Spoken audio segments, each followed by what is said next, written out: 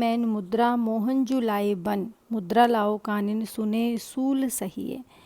तुम जो कह रहे हो उद्धव कि हम योग मुद्रा धारण करें और उसमें तुम्हारा जो ब्रह्म है, निर्गुण ब्रह्म, निराकार ब्रह्म, उसको हम ध्यान लगाएं, तो हमारे जो कृष्ण है मैन मुद्रा मोहन जुलाए बन, जो हमारे कृष्ण है, मैन मतलब कामदेव, कामदेव के समान सुंदर है, उनका रूप हमें अत्यधिक प्रिय है, तो हम योग की मुद्रा धारण क्यों करें, हम क्यों योग लगाएं। ये बात हमें मुद्रा लाओ कानन सुने इस सूल सहिए, हमें तुम्हारी ये बातें ऐसा लगता है जैसे कानों में सूल चुभ रहे हैं, मतलब तुम्हारी ये जो बातें हैं वो हमें अच्छी नहीं लग रही है, हमारे कानों में सूल चुभ रहे हैं, कांटे चुभ रहे हैं। लागे लगने कहूँ कहो जो बैरी नीरो होय। तुम ये योग की बातें, मुद्रा की बातें, समाधि की बातें तुम जो कर रहे हो, लगने कहूँ कहूँ जो बैरी नीरो हो, ये हमें बिल्कुल भी अच्छे नहीं लग रहे हैं, बल्कि तुम तो हमको ऐसे लग रहे हो जैसे जो बैरी नीरो हो, जैसे कोई निकट में ही हमारे कोई दुश्मन हो। मतलब तुम श्री कृष्ण के सखा हो, मित्र हो, और तुम ये जानते हो कि श्री कृष्ण हमसे प्रेम करते हैं, हम उनसे प्रेम करते हैं, ये जानते हुए भी तुम हमको योग की बातें सिखा रहे हो। तो उद्धव ऐसा लगता है जैसे तुम बिल्कुल निजी हमारे दुश्मन हो, कि कोई करीब का दुश्मन हो। उद्धव इते बीज की विचारी बात कहिए, इसलिए उद्धव तुम सोच विचार कर बात करो। बीज की विचारी बात कही है, बीज की मतलब जो बीच की बात हो, कोई अच्छी बात तुम करो, कोई सोच विचार कर बात करो उद्धव। ये बात करना तुम्हारे लिए ठीक नहीं है, क्योंकि तुम श्याम सुंदर के सखा हो और तुम सखा होकर उनके विपरीत काम करने के लिए हमें कह रहे हो। तो एक तरह से यहाँ पर जो गोपियाँ हैं, सूरदास की गोपियाँ भी वाक्चातुर्य से परिपूर्ण है और आलम की गोपियाँ भी वाक्चातुर्य से परिपूर्ण है। और यहाँ पर जो एक विशेष इसमें है कि निर्गुण निराकार ब्रह्म के ऊपर सगुण साकार ब्रह्म को ऊपर दिखाया गया है, या उसकी जीत दिखाई गई है, और योग के ऊपर भक्ति की, प्रेम की जीत दिखाई गई है। उपमा अलंकार है, उत्प्रेक्षा अलंकार है, और नाद सौंदर्य प्रशंसनीय है। इसको नाद सौंदर्य जैसे गाया जा सकता है, एक धुन इसमें है। तो इस तरह से जो गोपियाँ हैं आलम की, वो गोपियाँ भी अपने वाक चातुर्य से उद्धव को पराजित सी करती हुई हमें यहाँ पर लगती है। अब चौथा पद हम देखेंगे।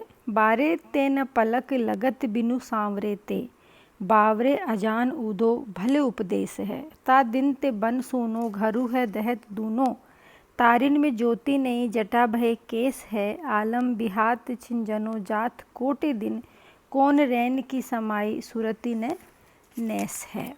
हम हूँ ते शाम दूरी, शाम हूँ ते हम दूरी, वे तो आछे काछे शाम सकी मेले भेस है। अब देखिए यहाँ पर फिर गोपियाँ उद्धव से कहती है कि बिना कृष्ण के क्षण भर के लिए भी हमारी पलकें बंद नहीं हुई। बारे तेन पलक लगत बिनु सांवरे थे, एक बार भी हमारी पलक बिना सांवरे के नहीं लगी है। कहने का तात्पर्य ये है कि जब भी हमारी पलक लगी है वो श्री कृष्ण की स्मृति में ही लगी है।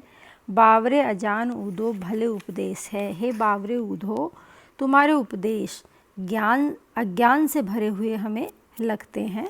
क्यों लगते हैं? ता दिन ते वन सुनो घरु है दहत दूनो, जिस दिन से श्री कृष्ण हमको छोड़कर चले गए, ता दिन से जिस दिन से, वन सुनो घरु है दहत दूनो, ये जो वन है वृंदावन, वो पूरा सूना सूना सा लगता है, और घर में हम रहते हैं तो हमें दहत दूनो, जो विरह अग्नि है वो और भी ज़्यादा दूनी होकर हमें जलाती है। साथ ही हमें कैसे लगता है? तारिन में ज्योति नहीं जटा भय केस है, जैसे रात को जो तारे उगते हैं उन तारों में कहीं कोई ज्योति नहीं है, हमें उनमें चमक नहीं दिखती है। और दूसरा अर्थ इसका ये है कि हमारी आँखों के जो तारे हैं, जो पुतलियाँ हैं, उनमें इतनी कमज़ोर हो गई है कि हमें अच्छे से दिखाई भी नहीं देता है। और हमको दिखाई कब नहीं देता है? जब हम रोने लगते हैं और हमारी आँखों में जब आंसू भर जाते हैं तो हमको स्पष्ट दिखाई नहीं देता है। तो कृष्ण के विरह में हमारे आंसू आते हैं, आंखें भरी हुई रहती है, इससे हमें अच्छे से दिखाई नहीं देता है। आगे है, बालों की सार संभाल हम करते नहीं हैं, इसलिए वो जटाजूट हो गए हैं, रूखे हो गए हैं।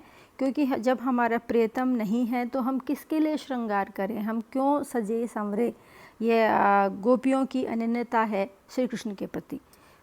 तो उनकी प्रतीक्षा में आलम बिहात छिन जनो जात कोटिन दिन, उनकी प्रतीक्षा में छिन मतलब पल, जनो जानो ऐसा लगता है उपमालंकार, जात कोटि दिन जैसे करोड़ों दिन गुजर गए हैं।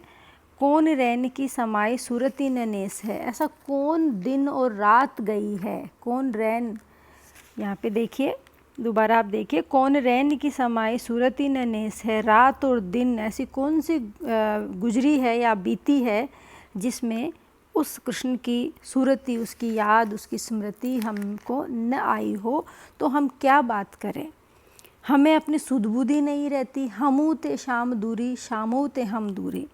और कृष्ण हमसे दूर है, हम कृष्ण से दूर है, फिर भी कृष्ण तो वहाँ अच्छे भले रह रहे हैं, परंतु यहाँ तो हम विरह व्यथा के कारण अपने वस्त्र, अपने शरीर, इनको हम संभाल नहीं पा रहे हैं। वे तो आछे काछे शाम सखी मेले वेश है, लेकिन हमारी जो वेशभूषा है वो एकदम मलिन हो गई है।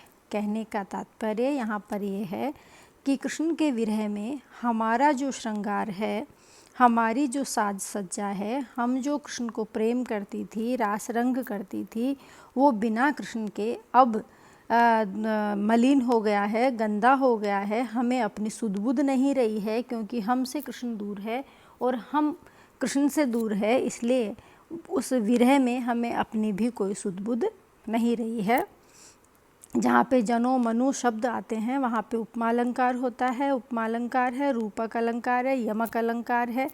और यहाँ पर गोपियों की जो एक निष्ठता है, जो कृष्ण के प्रति अनन्य प्रेम है, कि वो उद्धव को सुनना भी पसंद नहीं करती है कि वो उस निर्गुण निराकार ब्रह्म के बारे में सुने जिसको वो जानती नहीं है। वो उद्धव से कहती है कि उद्धव, हम उसकी बात क्यों करें, हम तो सिर्फ हमारे उस कृष्ण की बात करेंगे जिसको हम जानते हैं, जिससे हमारी पहचान है। इसलिए उद्धव, अच्छा है कि तुम हमसे इस तरह की योग की, विरह की इस तरह की बातें ना करो, क्योंकि हमको तुम्हारी ये बातें सुहाती नहीं है।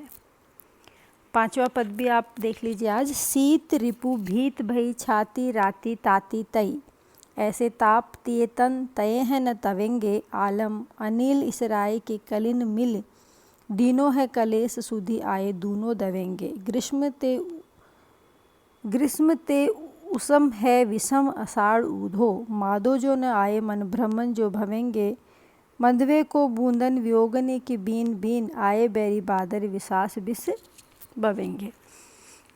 वही गोपियों का विरह वर्णन है और गोपियाँ ऋतुओं का वर्णन से ये बता रही है कि किस तरह कौन सी ऋतु विरह के लिए दुखदाई हो जाती है। इस संबंध में यहाँ पर वर्णन है शीत ऋतु का, ग्रीष्म ऋतु का और बरसात का। शीत रिपु भीत भय छाती राती ताती तई, गोपियाँ कहती है कि हे उद्धव, इस विरह व्यथा के कारण इस शीत ऋतु की तीव्रता से हम डर गई है, और ऐसे ताप तीतन तय हैं तवेंगे, और गर्मी के कारण हमारी छाती गर्म हो गई है, अत्यधिक गर्मी हमें लग रही है। तो अब तो ऐसा लगता है तन तय है न तवेंगे, ऐसा लगता है कि इस अत्यधिक गर्मी के कारण तपकर हमारे शरीर अब शायद बचेंगे नहीं, क्योंकि हमारा प्रियतम हमारे पास नहीं है, प्रेम हमारे पास नहीं है। तो गर्मी में हमारे शरीर तपकर और रहेंगे नहीं, बचेंगे नहीं। आलम अनिल इसराय के कलिन मिली, कवि आलम कहते हैं कि विरहणियों के शरीर बचेंगे नहीं, इस पर भी हवा इटलाकर बह रही है, और कलियों को छूकर इसराय के कलिन मिली, इसराय के मतलब इतरा के, प्रसन्न होके हवा बह रही है और वो कलियों को छू रही है, कलियों को छूकर उनकी सुगंध भर गई है। दीनों है कलेस सुधी आए दूनों दवेंगे, उस सुगंध से, उस महक से हमको और ज़्यादा हमारे प्रियतम श्री कृष्ण की याद आ रही है, हमारे प्रिय की ओर याद आ रही है।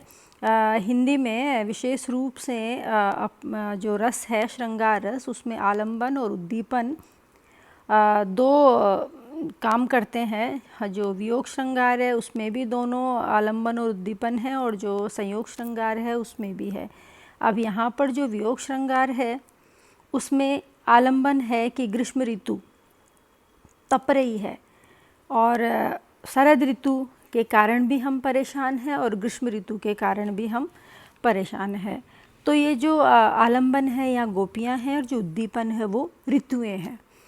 तो हमारा शरीर अधिक जलने लगा है, तो उद्धव दीनों है कले सूदी आए दूनों दवेंगे, दूनों मतलब दुगना जलेंगे। ग्रीष्म ते उमस है विषम आषाढ़ ऊधो, ग्रीष्म में तो अत्यधिक उमस है ऊधो, और आषाढ़ के महीने में गर्मी की ऋतु से भी ज़्यादा तपता है। आषाढ़ का महीना और उमस से भरा हुआ होता है, तो पीड़ादायक रहता है। माधो जो न आए मन भ्रमर जो भवेंगे, अगर माधो आए नहीं हे उद्धव, अगर आषाढ़ का महीना भी जा रहा है, हम बावली की तरह इधर से उधर भटक रहे हैं और माधो नहीं आएंगे तो हम क्या करेंगे। तो मन भ्रमर जो भवेंगे, तो हमारा मन भोरे की तरह इधर से उधर घूमता रहेगा, उसको कहीं कोई आराम नहीं मिलेगा। बावले की तरह हम भटकेंगे। बंधवे को बूंदन वियोगनी की बीन बीन, और ऐसा लगता है जैसे विश्वासघाती जो बादल है वो भी उमड़ घुमड़ कर आ रहे हैं हमारा वध करने के लिए। जो पावस ऋतु है, वर्षा ऋतु है, विरहणी के लिए वो और भी ज़्यादा कष्टदायक है। तो वो जो बादलों से पानी की बूंदें, बरसात की बूंदें जो गिरेगी, उस पे यहाँ पर इन्होंने आए बैरी बदरा बिसा से बिस बहेंगे। आए बैरी बदरा, बैरी बदरा दुश्मन बादल बूंदों की बरसात जब करेंगे तो बिंद बिंद कर हमारे शरीर उन बाणों से और भी ज़्यादा आहत हो जाएंगे। इसलिए हमारे लिए तो जो बारिश है वो एक जहर के समान ही है, एक जलन ही वो हमको देगी। इसलिए उद्धव, हमारे लिए तो वैसे ही हमारी स्थिति ठीक नहीं है कि हमारे प्रिय हमारे पास नहीं है, ऊपर से ग्रीष्म, शीत और बरसात भी उसका प्रभाव दिखा रही है, और उसके ऊपर तुम हमें योग का पाठ पढ़ाने आ गए हो। तो उद्धव, ये सब चीज़ें ठीक नहीं है। तो तुम्हारा ज्ञान उपदेश तो हमारे लिए और भी मुश्किल हो गया है। हमारे जो शरीर की पीड़ा है हम उसको ही नहीं संभाल पा रहे हैं, तो तुम्हारे उपदेश को, ज्ञान उपदेश को हम कैसे संभाल सकते हैं। कहने का तात्पर्य यह है कि सीधे सीधे प्रत्यक्ष रूप से वो उद्धव के जो निराकार निर्गुण ब्रह्म का ज्ञान है उसका विरोध नहीं करके अप्रत्यक्ष रूप से उसका विरोध कर रही है। तो यहाँ पर गोपियाँ वाक चातुर्य से परिपूर्ण है, और जो अपनी बात है वो उद्धव तक उन्होंने पहुँचा दी है। कल हम पढ़ेंगे इसका छठा पद और आगे के पद।